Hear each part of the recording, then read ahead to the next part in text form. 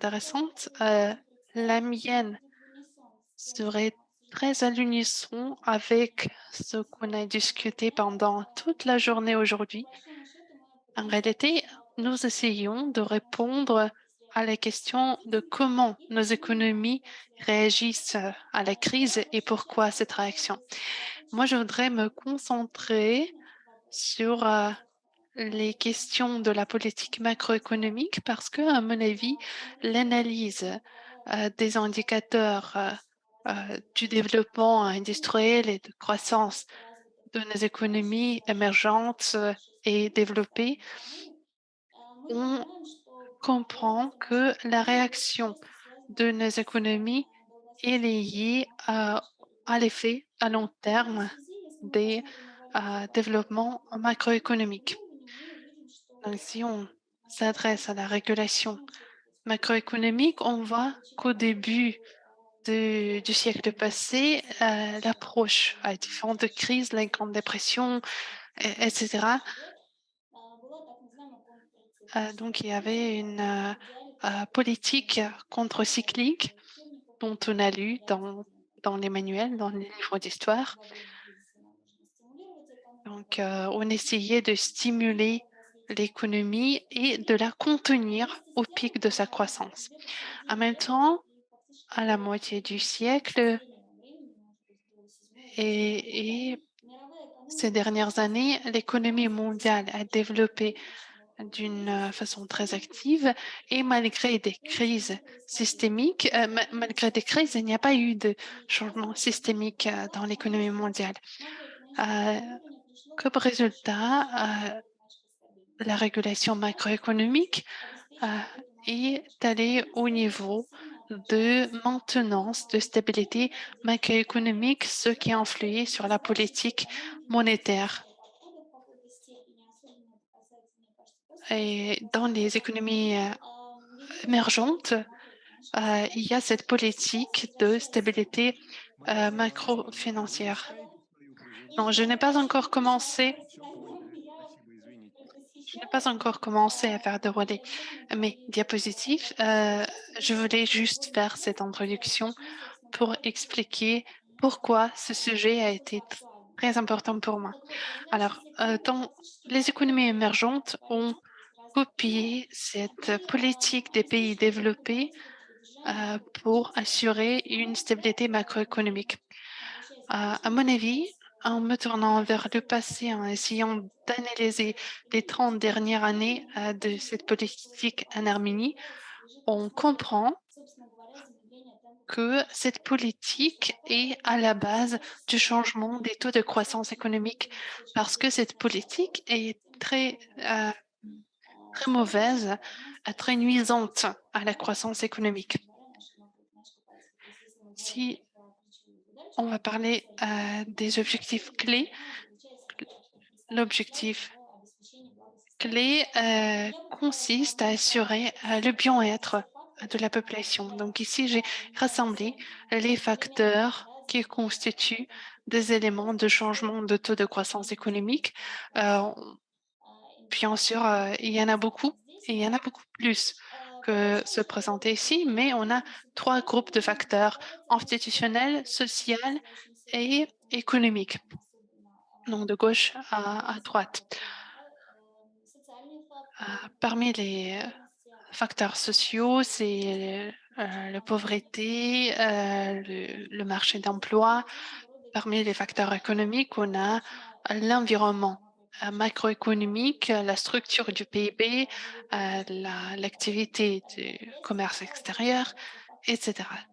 Donc ici, pour moi, j'ai montré des facteurs qui, selon moi, ralentissent la croissance économique en Arménie. Je voudrais analyser la partie budgétaire et monétaire euh, de la régulation macroéconomique et comprendre comment cela influence la croissance économique.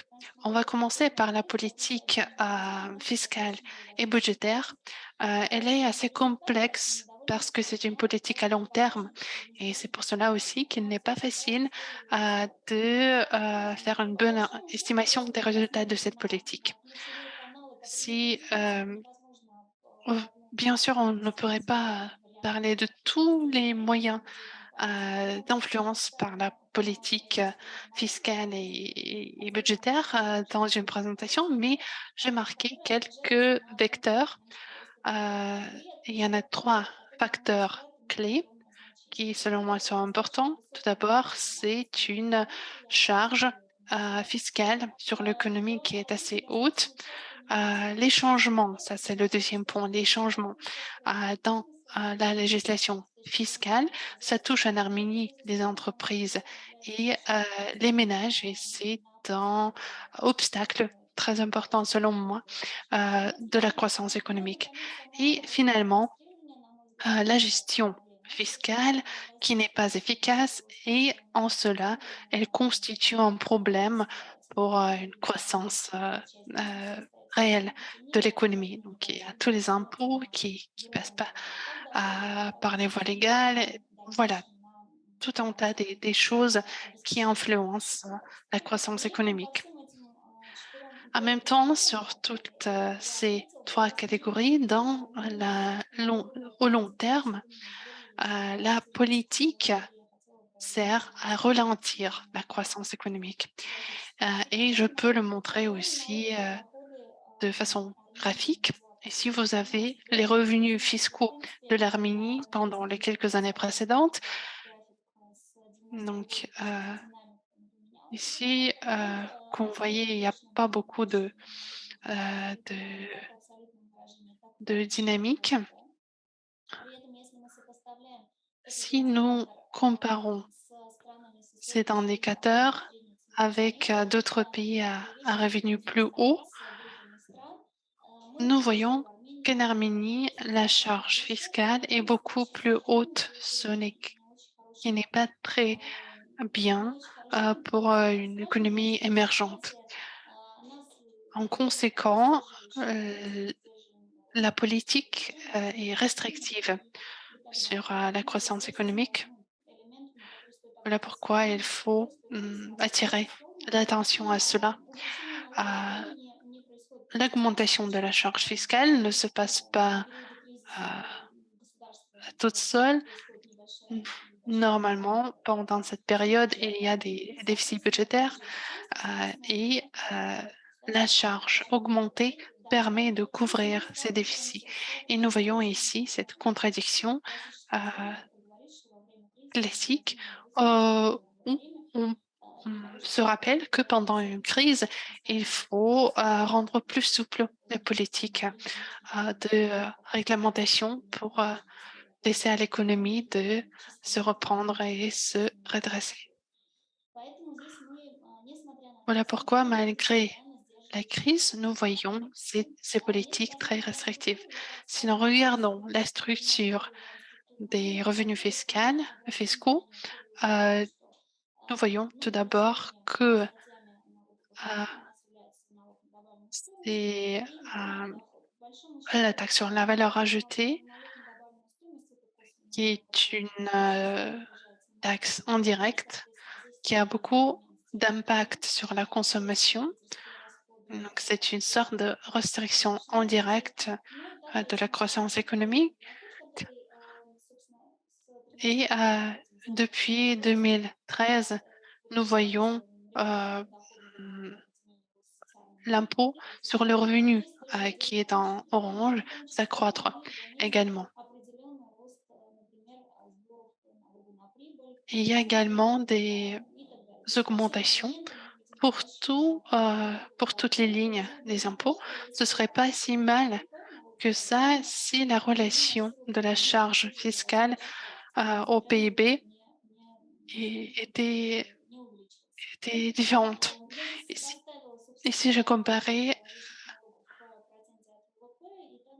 le part des revenus fiscaux dans le PIB à l'horizon annuel et nous voyons ici que même là où le PIB descend avec la ligne orange, euh, l'État continue à augmenter la charge fiscale. En conséquence, si un problème budgétaire peut ainsi être résolu à la courte terme, à la moyenne, au moyen ou au long terme, cela impacte le taux de croissance économique. Donc, dans une économie telle qu'est l'Arménie, il y a toujours cette question, est-ce que nous allons plutôt résoudre un problème que nous avons ici devant nous ou atteindre des objectifs de la croissance à long terme? Et on choisit toujours pour le court terme ce qui aggrave les problèmes qu'on n'a pas résolus à long terme. Et il n'y a pas de solution efficace ni pour le budget, ni pour le bien-être, ni pour la croissance économique. Donc, il faut un changement conceptuel de cette approche vers la résolution des problèmes. Donc, je voudrais présenter pendant ma présentation tous les éléments de cette politique arménienne pour vous bien expliquer le défi. Entre les impôts en direct et direct, au début, il y en avait plus des impôts en direct. Aujourd'hui, ils sont presque égaux. Donc, le système a évolué pour les rendre égaux.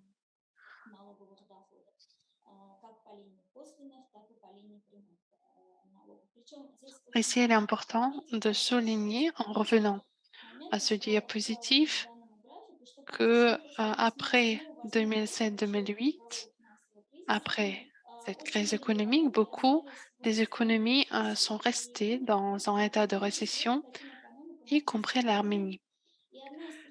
Une des raisons pour cela, à mon avis, c'était la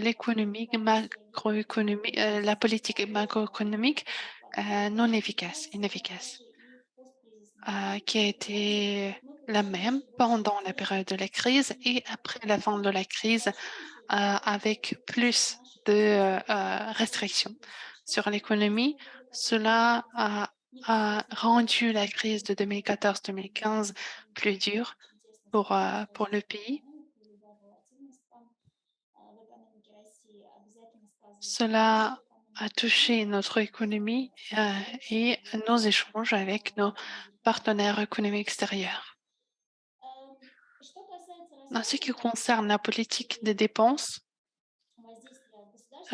et l'impact des dépenses de l'État sur la croissance, ici, l'influence est un peu différente. Si nous considérons la politique fiscale, elle impacte la croissance économique même au moyen terme, alors que les dépenses de l'administration l'impactent plutôt à long terme, à très long terme même. Voilà, il y a beaucoup de théories, beaucoup d'études sur cette question, mais les budgets investis en sciences, en technologie, voilà, tout ce qui concerne la motivation dans ce secteur, tout cela s'applique à long terme. On essaie de stimuler le développement de l'infrastructure et des différents secteurs budgétaires et différentes institutions qu'on essaie de soutenir. Et à long terme, cette politique de dépenses, si on peut le dire, des dépenses budgétaires a un impact positif sur la croissance économique.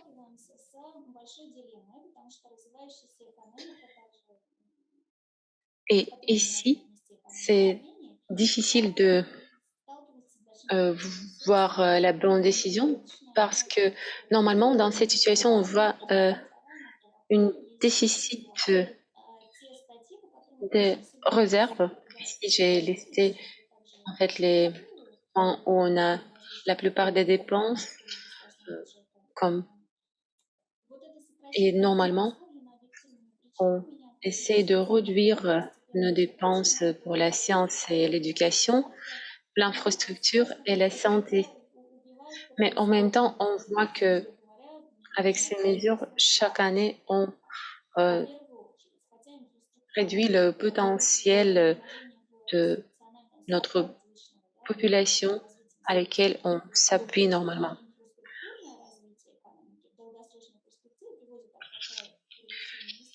En même temps, on sait que, par exemple, l'investissement dans l'infrastructure, normalement mène à la croissance de l'investissement.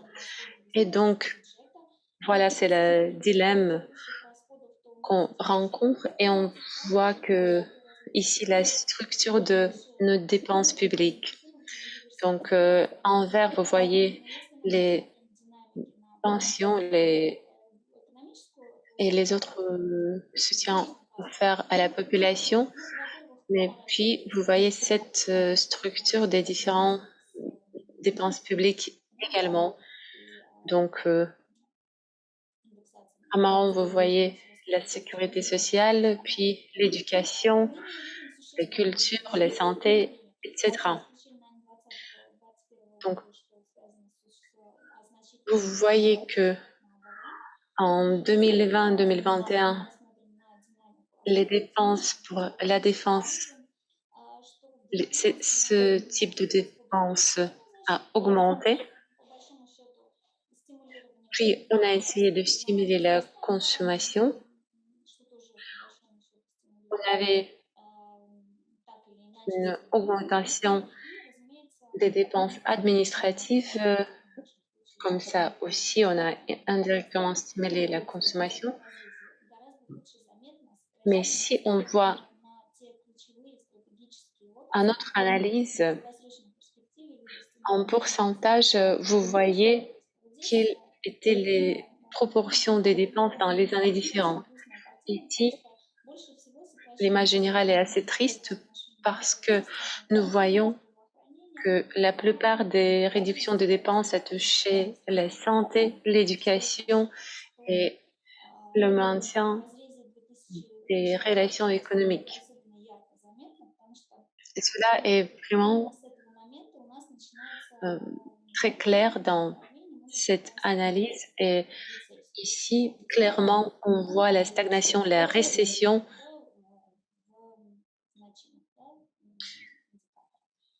dans l'économie de l'Arménie. Et pendant une dizaine des années, on était dans la récession. Et puis, on a vu comment le PIB a commencé de récupérer. Je voudrais aussi noter que, en fait, c'est vraiment très nocif, spécialement pour une économie en voie de développement, parce que dans une économie développée, il y a des réserves, il y a des politiques monétaires indépendantes et comme ça, il y a beaucoup plus d'instruments de comment on peut stimuler une économie développée, mais malheureusement, cela n'est pas le cas pour l'Arménie.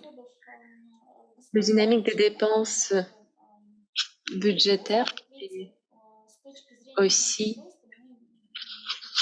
le dynamique de la croissance. On ne voit pas que la croissance augmente, mais en ce qui concerne le PIB, les dépenses sont plus ou même le même niveau, autour de 29-30% de PIB. Si on voit les dépenses publiques et leur pourcentage dans le PIB, on voit que aussi la partie qui correspond à l'éducation, la santé, les relations économiques diminue et ce sont notamment les secteurs, les activités qui stimulent la croissance et le développement économique. Ici, j'ai essayé de présenter les points principaux de la politique fiscale et budgétaire. Et en fait, je pense que ce qu'il faut pour l'Arménie, c'est de vraiment changer l'approche conceptuelle.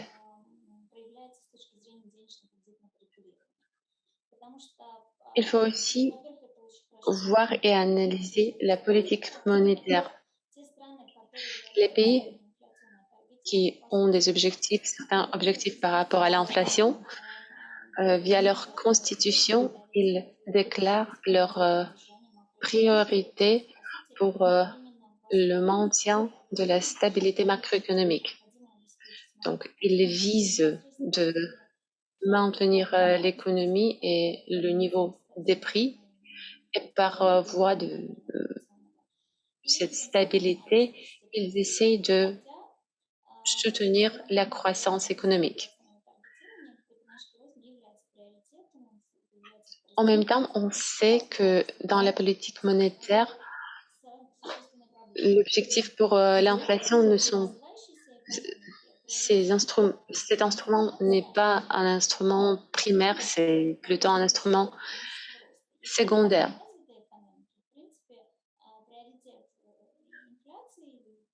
La priorité de l'inflation et des stables niveaux de prix, c'est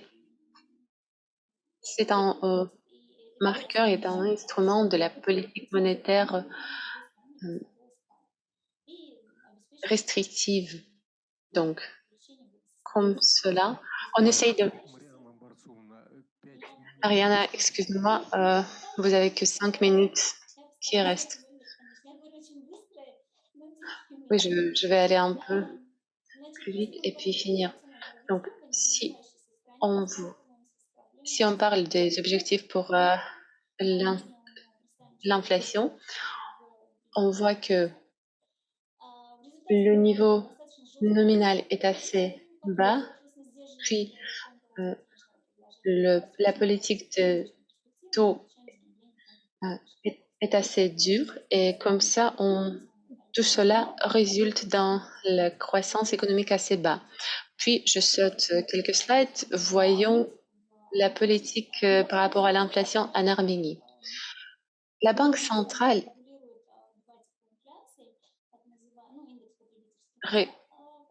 effectue la régulation des prix pour les consommateurs, mais aussi assure la régulation de l'inflation basique. Et comme ça, c'est l'acteur primaire dans ce domaine.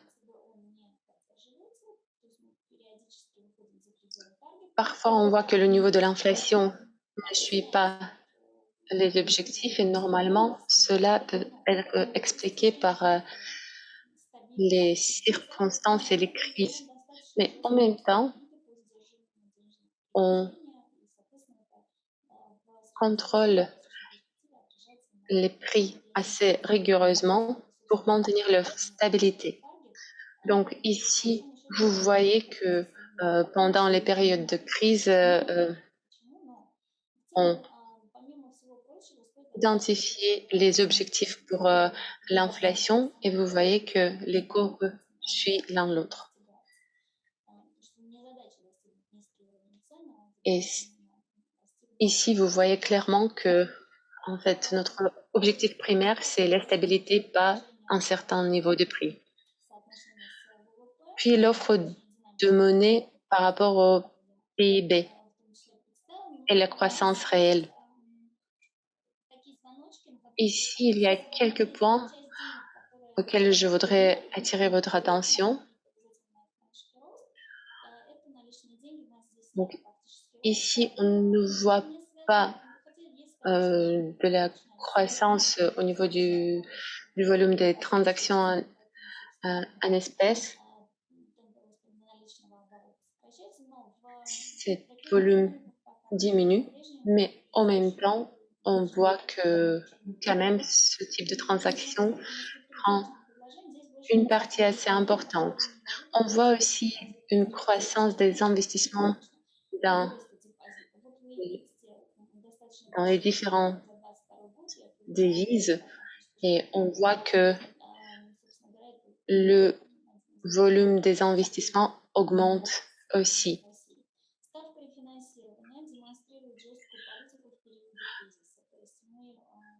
Donc, le taux clé, vous voyez que ici, la politique devient plus rigoureux pendant les périodes de crise. Euh, Puis, la norme pour les réserves, cela, c'est un instrument assez dur également. Et pendant la crise monétaire de 2014, on était vraiment très rigoureux en ce qui concerne l'application de cet instrument. Mais puis, après, vous voyez, la Banque centrale a maintenu ses niveaux très hauts pour stabiliser l'économie. Donc, on essaie d'utiliser notre système bancaire pour stimuler la croissance économique. Et encore une fois, cet indicateur est très haut pour l'économie de l'Arménie. Donc, en ce qui concerne la politique par rapport aux devises, la Banque centrale intervient assez activement dans le marché de l'échange de monnaie. Donc, cela se passe pendant la période de 10 ans. Comme cela, on voit que les taux d'échange pour les monnaies sur le marché arménien sont assez artificiels à cause de ces interventions. Donc, on voit les dynamiques et les drames, l'image qui couvre la période de 20 années. On avait deux crises et des périodes quand la Banque centrale était très rigoureuse dans ses efforts pour stabiliser le marché monétaire, et cela peut être confirmé par les interventions de la Banque centrale. Donc ici aussi, vous voyez la dynamique des interventions de la Banque centrale pendant les crises. Donc, on fait beaucoup pour stabiliser le taux d'échange et on essaye de maintenir la stabilité. Et si vous voyez les périodes de la volatilité, mais par exemple pendant les périodes de 2020, la Banque centrale de l'Arménie a essayé d'être un peu moins rigoureux.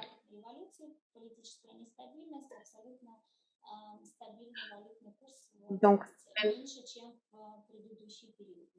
pendant la révolution, on essayait de maintenir la stabilité, et la même chose, on peut dire pour la période de la guerre à Artsakh. Je pense que généralement, j'ai tout dit, et encore une fois, le point principal, c'est que les économies en voie de développement comme Arménie doivent mener les politiques qui sont adaptées à leurs économies. On ne peut pas prendre les instruments pratiques et testés qui sont adaptés plutôt aux économies développées et très institutionnalisées. Pour nous, ces instruments résultent dans le ralentissement de la croissance économique, et tout ce que je viens de citer, en fait, preuve ce point. Merci beaucoup. J'espère que je n'ai pas pris trop de temps. Oui, merci beaucoup, Mariam. On a le temps pour une question ou deux. Monsieur Goffman, oui, j'ai une question qui vient de ma curiosité. C'est juste que quand j'ai étudié la statistique arménienne, j'ai vu que la monétarisation, je veux dire que l'utilisation des devises différentes est assez importante, mais quelles sont les devises utilisées? Oui, merci pour votre question. Normalement, il s'agit de dollars. Et pendant quelques années dernières, on voit que la partie, l'importance de la dollarisation diminue et la banque centrale agisse là-dessus. Oui, en fait, j'ai une deuxième question parce que votre taux clé est différente pour les devises différentes. Est-ce que cela a eu un effet euh, comme la dédollarisation, par exemple? Oui, bien sûr. Oui, bien sûr, cela a diminué les risques monétaires et cela a aussi aidé Еще à раз спасибо, dédollariser коллеги. Время notre économie. Merci beaucoup, collègue. отдохнуть, переводчикам.